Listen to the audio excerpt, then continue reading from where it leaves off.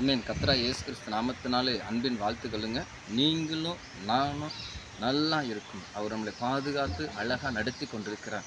பாருங்க, இந்த ஊரில் ஒவ்வொன்றும் அழகாக நம்ம கஷ்டப்பட நம்முடைய கஷ்டங்கள் நீங்கிடும். எவ்வளோ கஷ்டப்பட்டாலும் உங்கள் ஆவியில், ஆத்மாவில், சரீரத்தில் தேவன் நல்ல சுகத்தையும், நல்ல பலத்தையும், நல்ல கிருபையும், ஞானத்தையும் கொடுத்து உங்களுக்கு விசேஷத்த ஆவியை கொடுத்து நீங்கள் ஒரு வித்தியாசமான பாத்திரமாக கர்த்தர் உங்களை உருவாக்கி நடத்தி கொண்டிருக்கிறாரு. அதனால் நீங்கள் கவலைப்படாதீங்க. ஒரு மனிதரை பார்க்க போகிறோம். அவர் பெயர் தானியேல். அந்த தானியேல் பார்த்தீங்கன்னா, தானியேல் 6வது அதிகாரம் 10 சொல்லுகிறது, அந்த தேவ மனிதர் 3 நேரம் ஜெபிக்கிற ஒரு மனிதர். தினம் பாருங்க, தினம் 3 வேளையும் தன் தேவனுக்கு முன்பாக முழங்கால் படிட்டு ஜெபம் பண்ணி ஸ்தோத்திரம் செலுத்தினார். அப்படி இருக்கும்போது 3 ஜெபித்த ஒரு தேவ மனிதர், அவருடைய காரியம் எப்படி இருந்ததுன்னா, தானியேலின் காரியம் ஜெயமாக இருந்தது. உங்கள் காரியமும் என்னுடைய காரியமும் ஜெயமாக இருக்கிறதுக்கு ஒரே ஒருவர் தான் ஜெய கிறிஸ்து முன்னே போகிறார். நீங்கள் கவலைப்படாதீங்க, நம்ம ஜெபிப்போம்.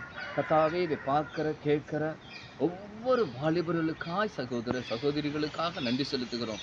அன்றே புதிய எண்ணங்களோடு புதிய சிந்தையோடு கூட செயல்படத்தக்க எவ்வளோ பாடுகள் வந்தாலும், எவ்வளோ அவமானம் வந்தாலும், எவ்வளோ நிந்தனைகள் வந்தாலும், இது எதற்காக இந்த பூமியில் சிருஷ்டிக்கிறோ தேவ திட்டமும் தேவ சித்தமும் நிறைவேற ஆண்டவரே, நீ தானியேலை உயர்த்தின தேவன் அப்பா. இந்த பிள்ளைகளை வாலிபர்களை உயர்த்த போறதற்காக ஸ்தோத்திரம். ஒவ்வொரு குடும்பங்களுக்காக ஸ்தோத்திரம் ஐயா. இது மட்டுமே மகிமைப்படுங்க, பாதுகாத்து கொள்ளுங்க. கர்த்தராகிய இயேசு கிறிஸ்து நாமத்தில் கேட்கிற நல்ல பிதாவே, ஆமென்.